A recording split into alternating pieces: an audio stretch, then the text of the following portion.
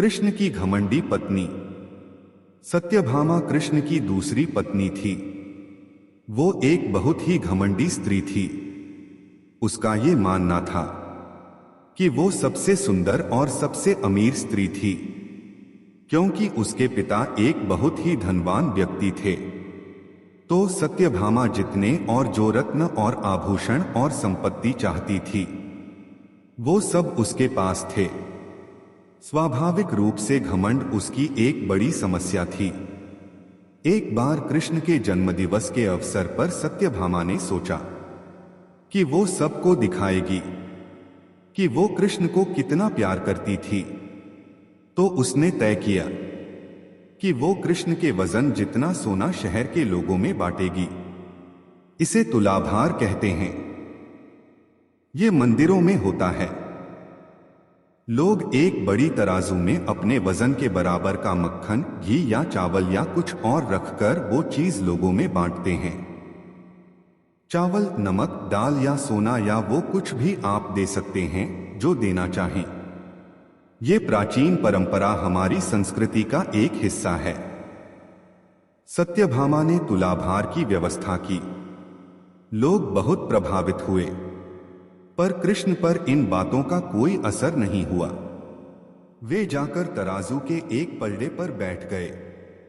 सत्यभामा जानती थी कि उनका वजन लगभग कितना है और उसने उतना सोना तैयार ही रखा था।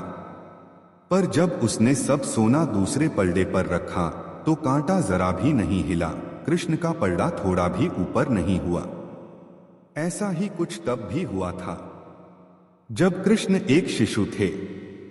एक राक्षस आकर उन्हें ले जाने लगा। तब कृष्ण ने अपना वजन इतना बढ़ा लिया कि राक्षस वहीं गिर पड़ा और कृष्ण ने उसके ऊपर बैठकर उसे कुचलकर मार डाला। क्रिया योग में एक ऐसा तरीका है जिससे कोई योगी अपना वजन बढ़ा या घटा सकता है।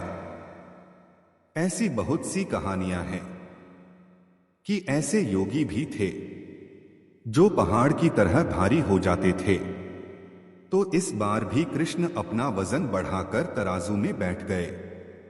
सत्यभामा ने उतना सोना दूसरे पलड़े पर रख दिया था जितना उसके हिसाब से कृष्ण के वजन के बराबर था, पर कुछ हुआ ही नहीं।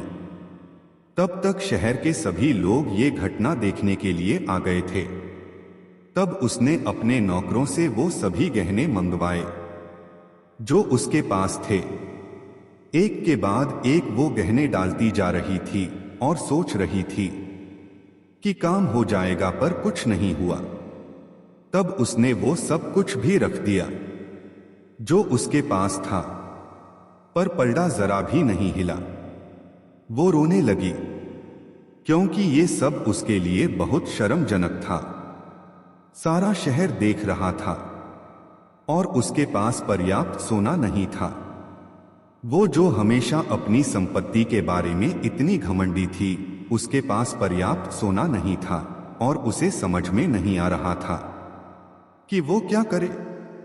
तब उसने रुक्मिणी की ओर देखा, जिससे वो बहुत जलती थी और हमेशा परेशान रहती थी। उसने रुक्मिणी से पूछा, अब मैं क्या करूं? क्योंकि ये बात सिर्फ मेरे लिए ही नहीं बल्कि तुम्हारे और हम सब के लिए भी बहुत शर्मजनक है। मैं क्या करूं? तब रुक्मिणी बाहर गई और तुलसी के पौधे के 3 पत्ते उठा लाई। जैसे ही तुलसी के वे पत्ते उसने तराजू के दूसरे पलड़े पर रखे, कृष्ण का पलड़ा तुरंत ही ऊपर आ गया। दोस्तों, अगर आप आगे भी ऐसी धार्मिक कहानी सुनना चाहते हैं तो वीडियो को लाइक करें और चैनल पर नए हो तो चैनल को सब्सक्राइब करें। हमारे साथ अंत तक बने रहने के लिए धन्यवाद।